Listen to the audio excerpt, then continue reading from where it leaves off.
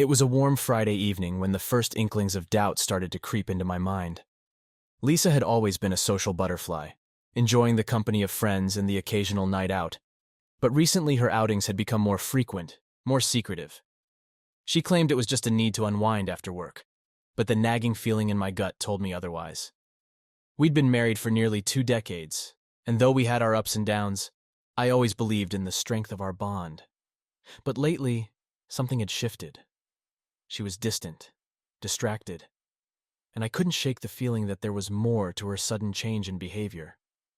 That evening, as she was getting ready to head out, I couldn't help but notice the extra effort she was putting into her appearance.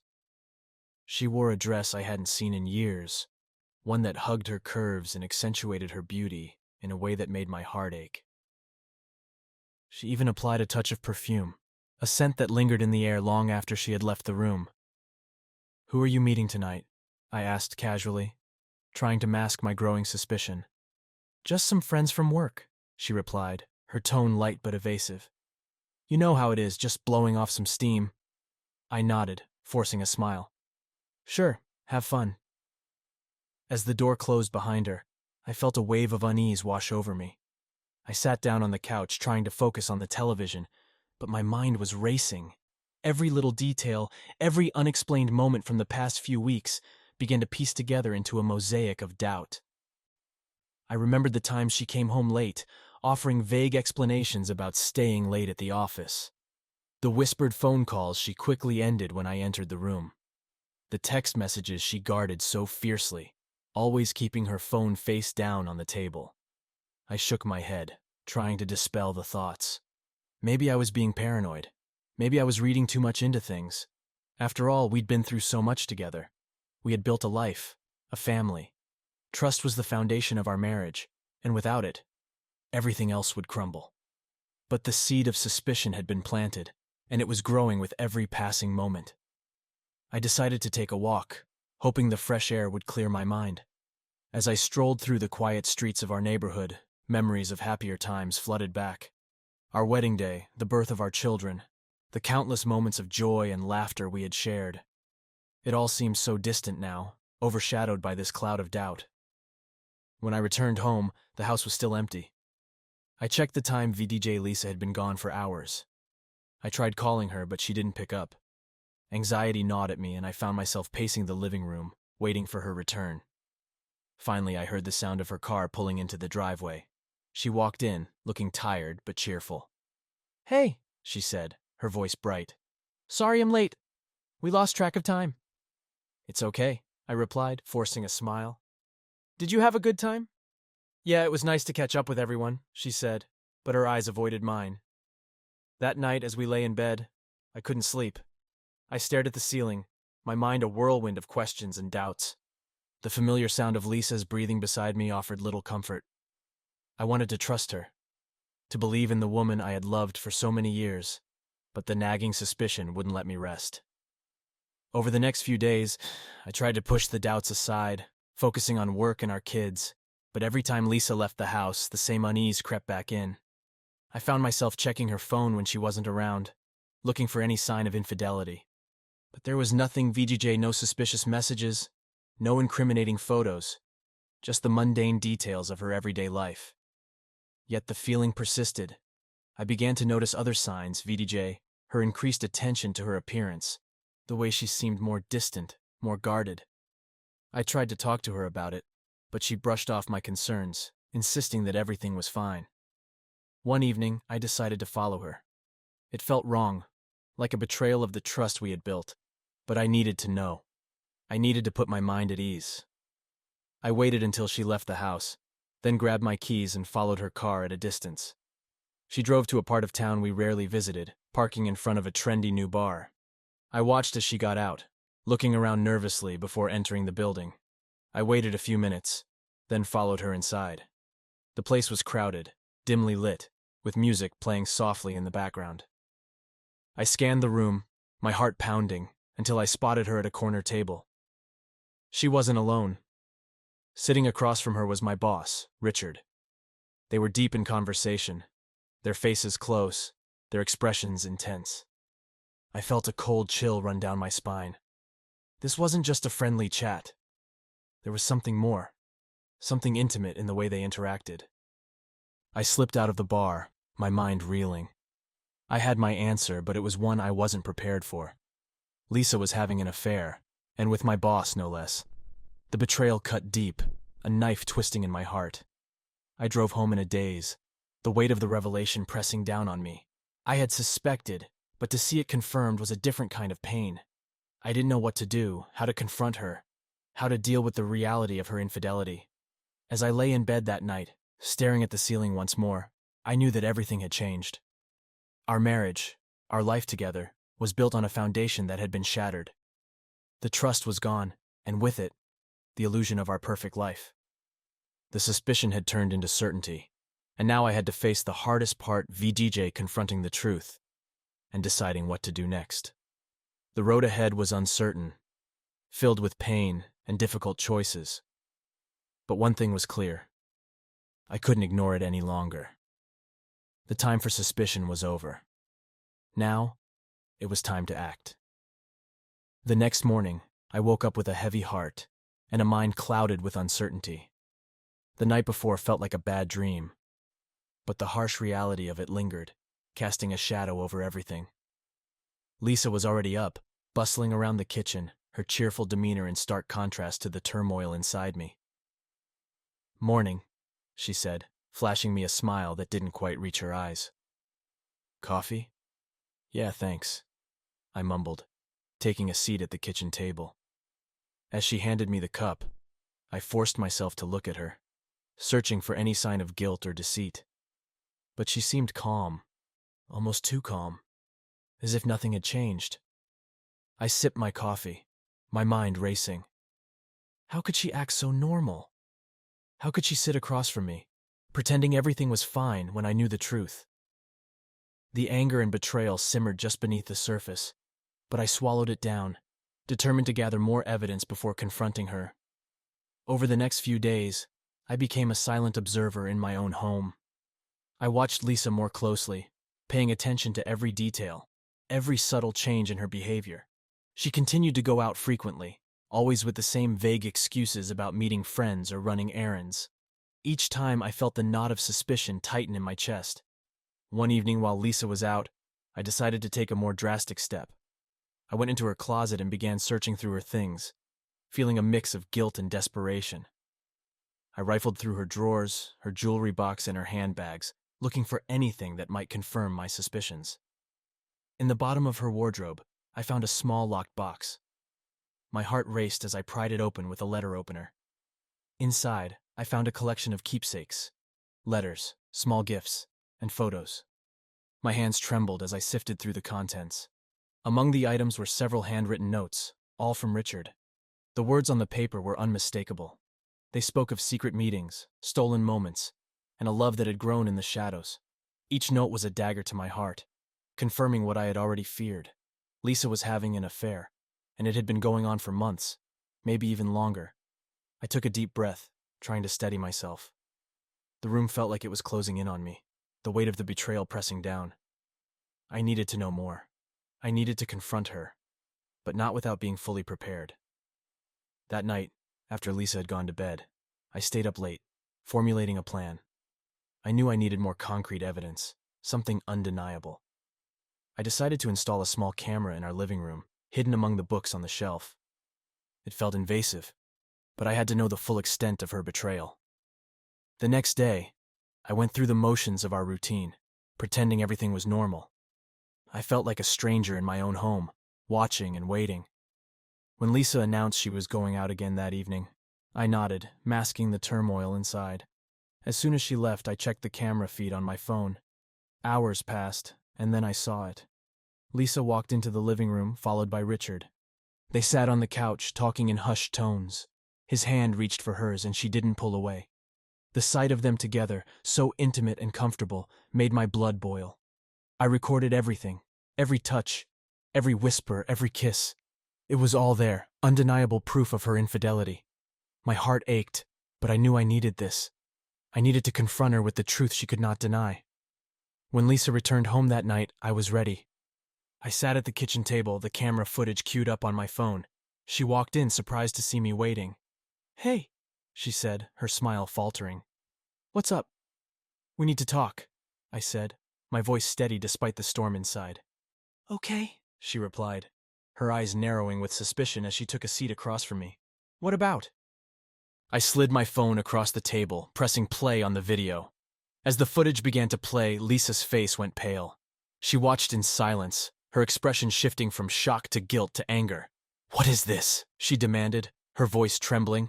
"It's the truth," I said, my gaze unwavering. "I know about you and Richard. I know everything." For a moment she was silent, her eyes filling with tears. Then she stood up abruptly, knocking her chair over in the process. "How could you?" she shouted, her voice breaking. "How could you invade my privacy like this? How could I repeated, my own voice rising. "How could you betray me like this, after everything we've been through, everything we've built together?" She stared at me, tears streaming down her face. "I didn't mean for this to happen," she whispered. "I didn't want to hurt you." "But you did," I replied, my voice cracking. "You hurt me more than you can imagine." The confrontation left us both raw and wounded, the truth hanging between us like a jagged scar. Lisa tried to explain, to justify her actions, but her words felt hollow. The trust that had once been the bedrock of our marriage was shattered, replaced by a chasm of betrayal and pain. In the days that followed, we barely spoke. The house felt cold and empty, a stark contrast to the warmth and love that had once filled it. I couldn't look at Lisa without seeing the images from the video, without feeling the sting of her betrayal. I knew that confronting her was just the beginning.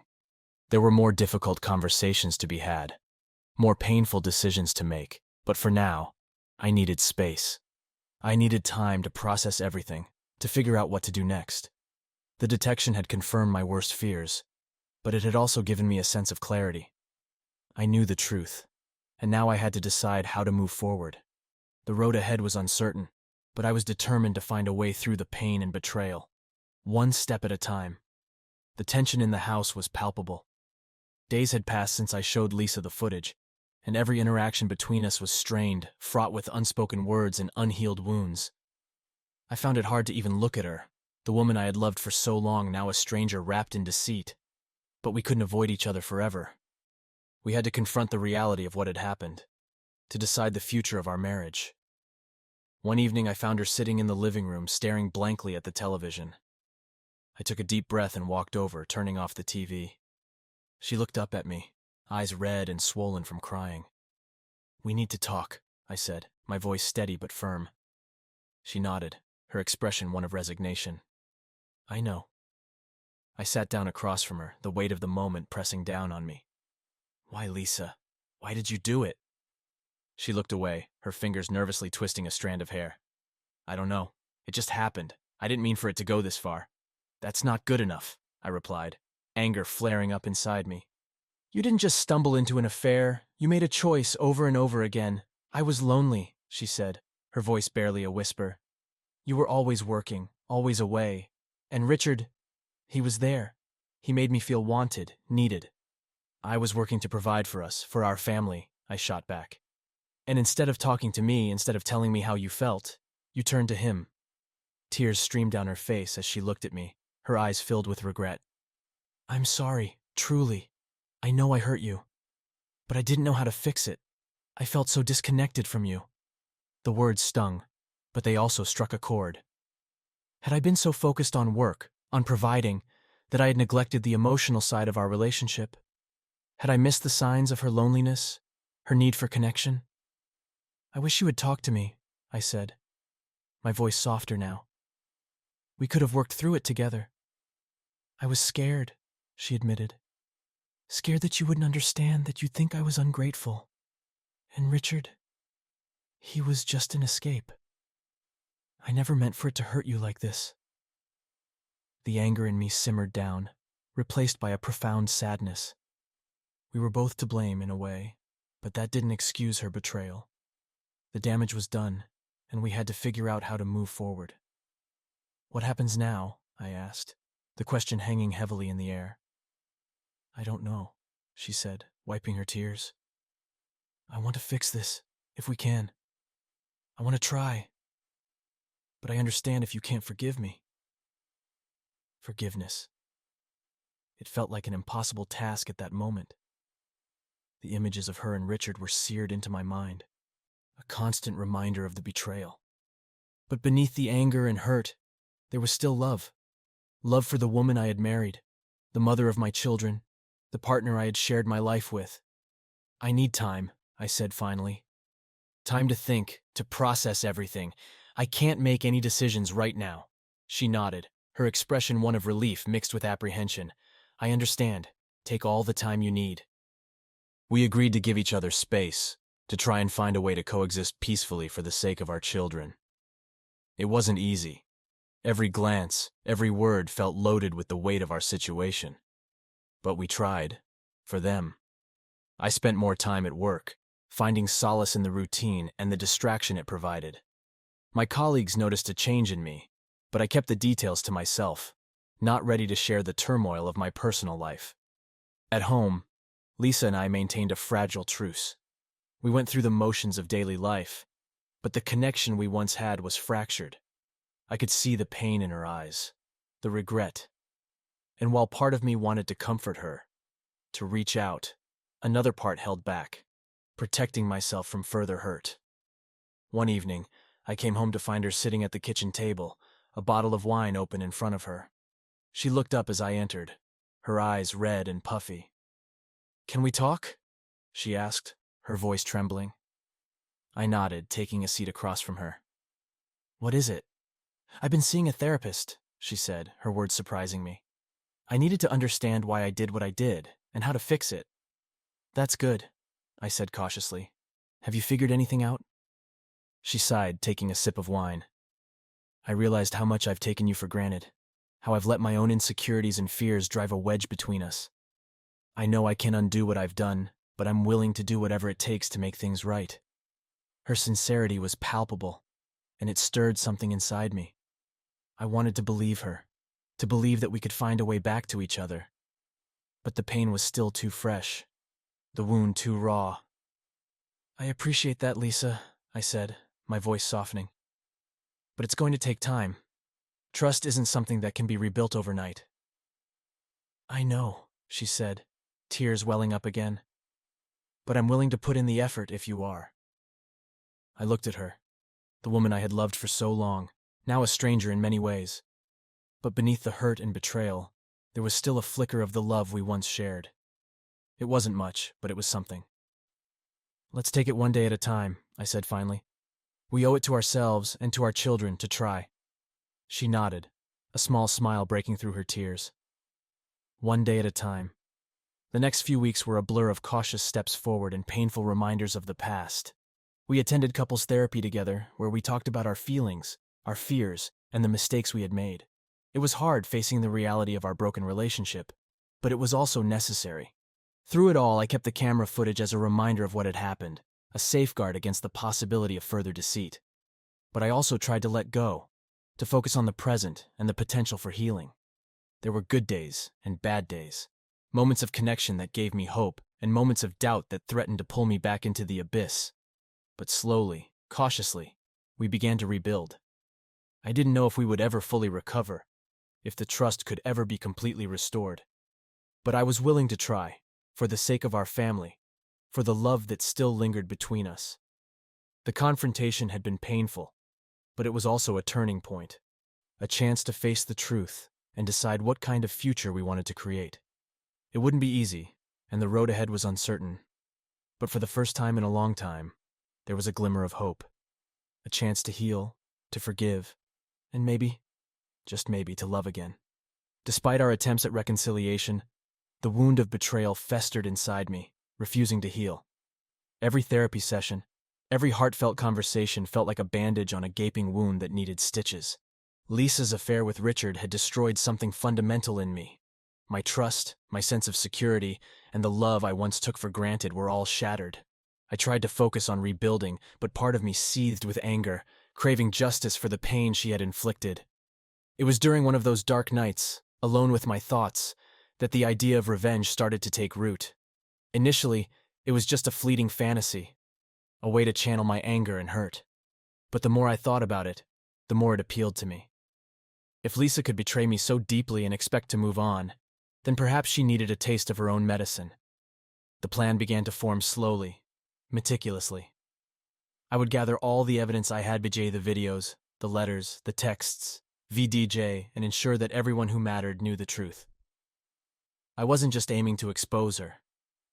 I wanted to make sure she felt the weight of her actions in every facet of her life. I wanted Richard to feel the consequences too. First, I started with our immediate circle. I reached out to our closest friends, arranging casual meetups where I could subtly introduce the topic of infidelity, drawing them into a conversation about trust and betrayal.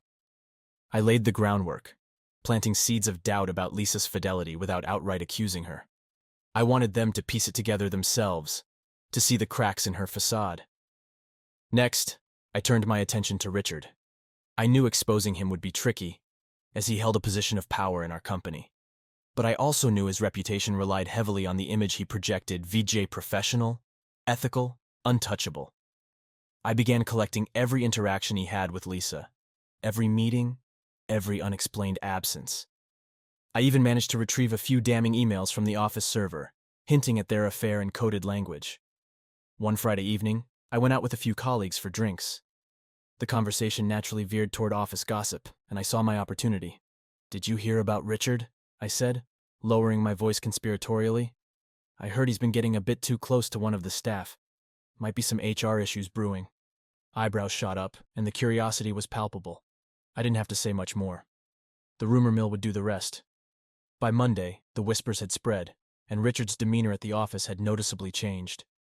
He was tense, constantly checking his phone, his eyes darting around nervously. It was working. Meanwhile, at home, I kept my distance from Lisa, playing the role of the detached, emotionally distant husband. I wanted her to feel the isolation, the coldness that came from her actions. She tried to reach out, to bridge the gap between us, but I remained aloof, responding in monosyllables, avoiding eye contact. It was painful, but necessary. Then came the weekend I had planned meticulously. Lisa was out for one of her usual evening errands, and I knew this was the time to strike. I gathered all the evidence: VJ printouts of the emails, copies of the videos, and the letters VDJ, and put them into neat labeled folders. I addressed each folder to key individuals in her life: VDJ, her parents, her siblings, our closest friends, and the HR department at work.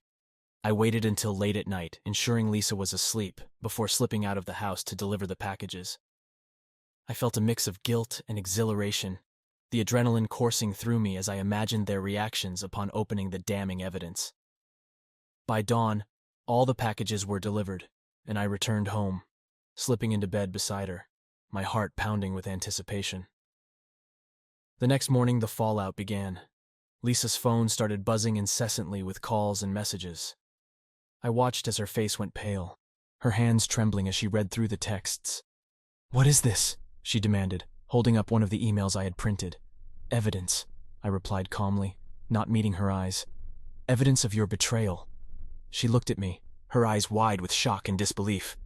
"You did this?" I nodded, feeling a twisted sense of satisfaction. "I told you there would be consequences, Lisa. You can't destroy our life and expect to walk away unscathed." Tears streamed down her face as she frantically tried to call her family, her friends, anyone who might offer her solace. But the damage was done.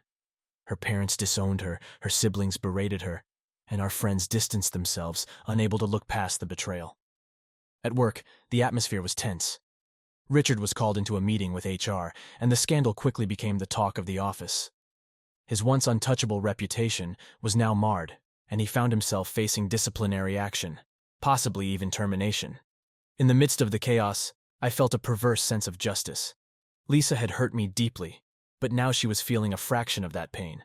The power dynamics had shifted, and for the first time since discovering the affair, I felt a sense of control. But revenge is a double-edged sword. While it provided a momentary relief, it also left me feeling empty and hollow.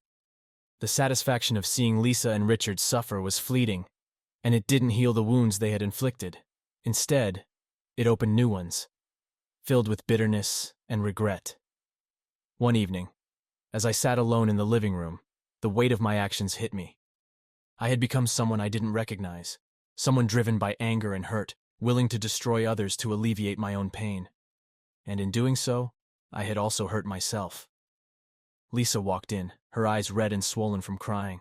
She sat down next to me, a fragile silence hanging between us. "I deserve this," she said quietly. "But where do we go from here?"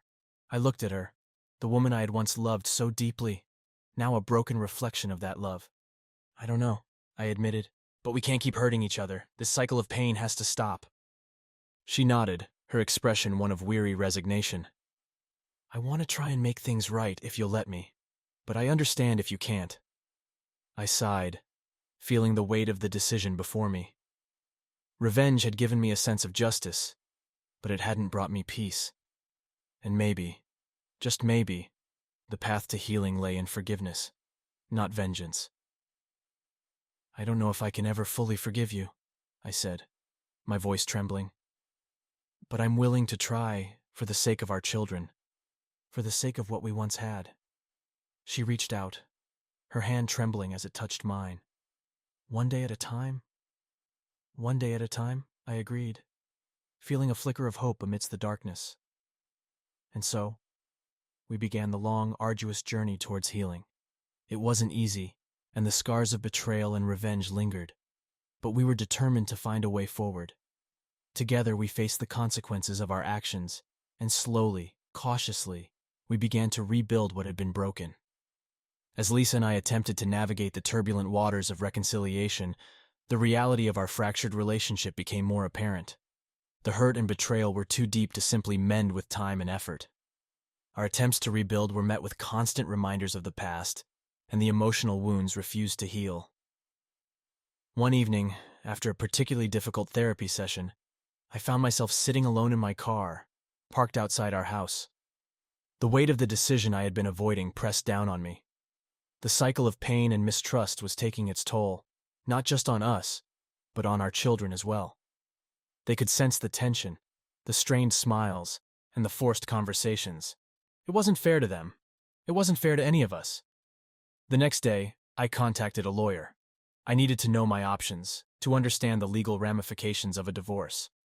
The idea of ending our marriage was heartbreaking, but the continuous emotional turmoil was unsustainable. If we couldn't find peace together, perhaps we needed to find it apart. I met with Marcia, a sharp, empathetic attorney who came highly recommended. Her office was warm and inviting, a stark contrast to the cold legal world I was about to step into. "Tell me everything," she said, her eyes full of understanding. I recounted the affair, the confrontation, the revenge. I laid bare the raw pain and the desperate attempts at reconciliation. She listened intently, taking notes, her expression a mix of professionalism and compassion. "Based on what you've told me, you have a strong case for divorce on the grounds of infidelity," Marcia said. "You also have substantial evidence that could impact the division of assets and custody arrangements?" I nodded, the words sinking in. "What about our children?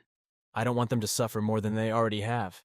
"Custody arrangements can be tricky," she admitted. "But if both parents are willing to put the children's needs first, we can work out a fair agreement. The courts typically favor joint custody, provided both parents are fit to care for the children."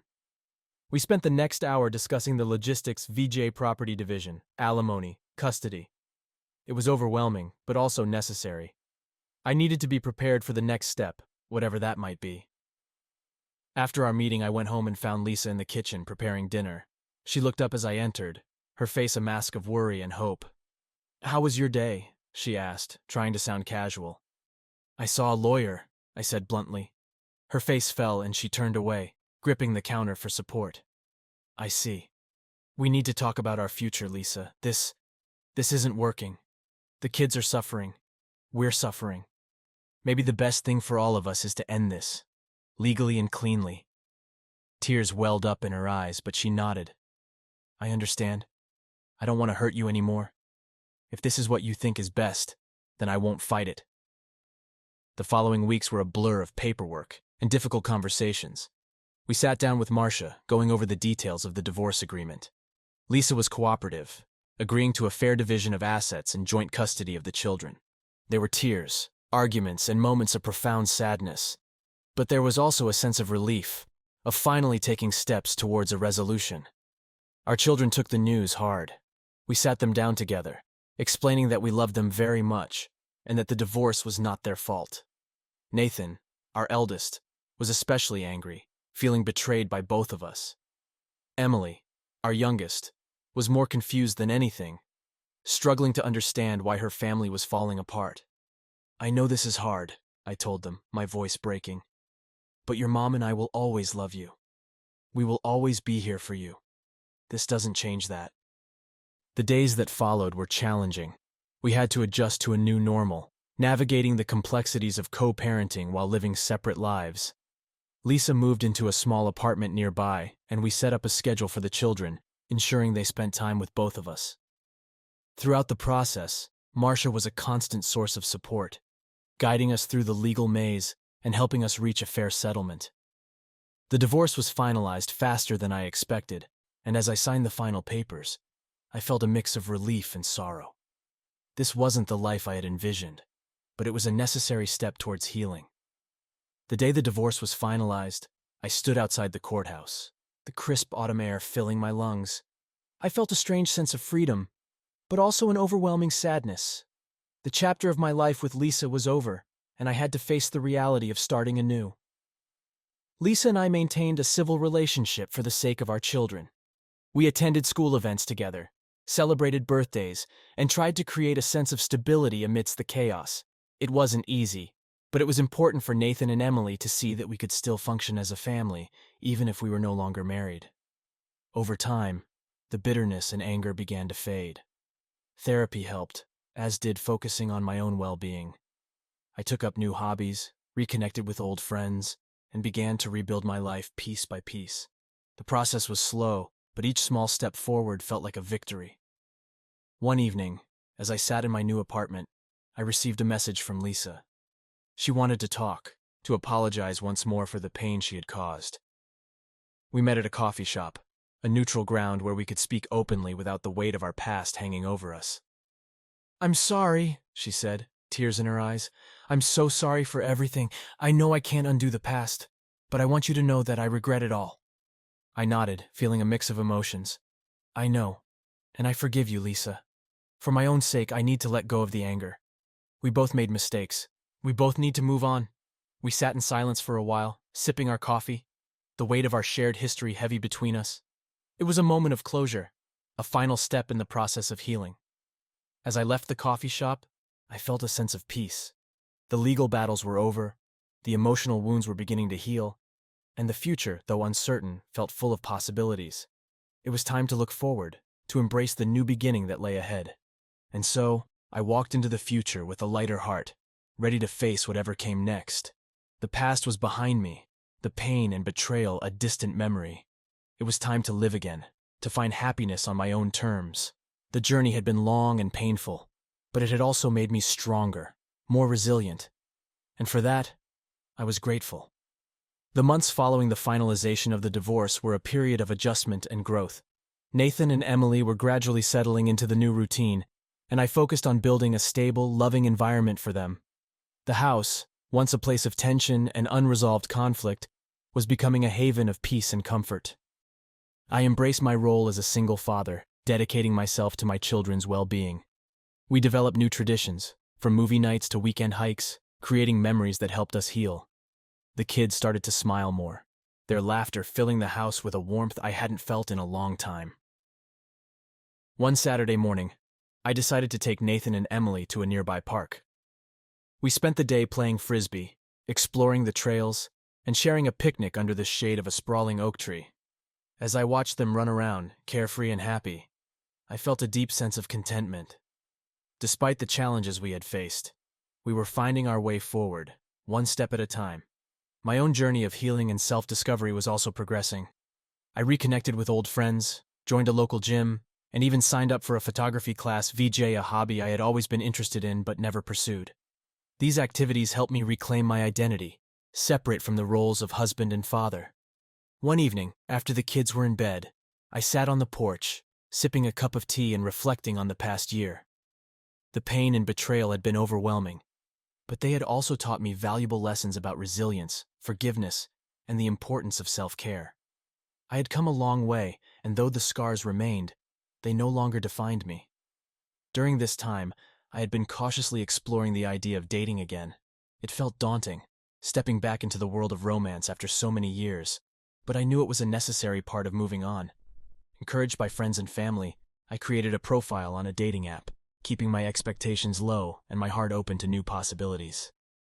After a few weeks of tentative messaging and casual meetups, I matched with a woman named Hannah. She was kind, intelligent, and shared many of my interests, including a love for hiking and photography.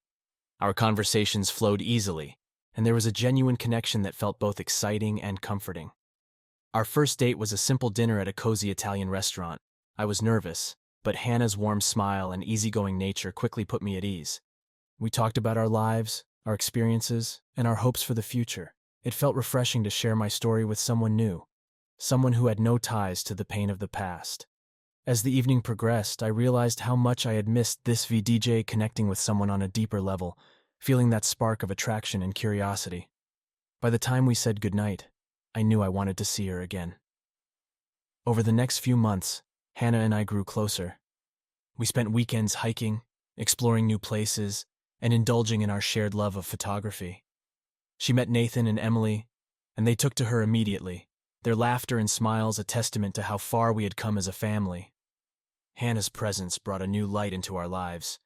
She was supportive, understanding, and genuinely cared about the kids and me. Our relationship was built on a foundation of mutual respect and shared values, a stark contrast to the tumultuous ending of my marriage with Lisa. One evening, as we sat on the porch watching the sunset, Hannah turned to me, her eyes filled with warmth and sincerity. "I'm so grateful to have met you," she said softly. "You've brought so much joy and love into my life." I took her hand, feeling a surge of gratitude and happiness. "I feel the same way, Hannah. You've been a blessing to us all." As we sat there, hand in hand, I realized that the new beginning I had hoped for was finally here. The pain and betrayal of the past were no longer the defining moments of my life. Instead, they had led me to this moment, to this person, who had helped me rediscover the joy of living and loving. The journey to healing had been long and difficult, but it had also been transformative. I had learned to forgive, to let go, and to embrace the future with hope and optimism. My relationship with Nathan and Emily had grown stronger, and we had created a new, loving family dynamic that brought us all closer together. Looking back, I saw how far I had come and how much I had grown. The betrayal that once felt like the end of everything had become a catalyst for a new chapter, one filled with love, happiness, and endless possibilities. As Hannah and I sat on the porch, watching the sun dip below the horizon, I felt a deep sense of peace. The future was bright, and I was ready to embrace it with open arms, knowing that I had the strength, resilience, and love to face whatever came next. This was my new beginning, and I was ready to make the most of it,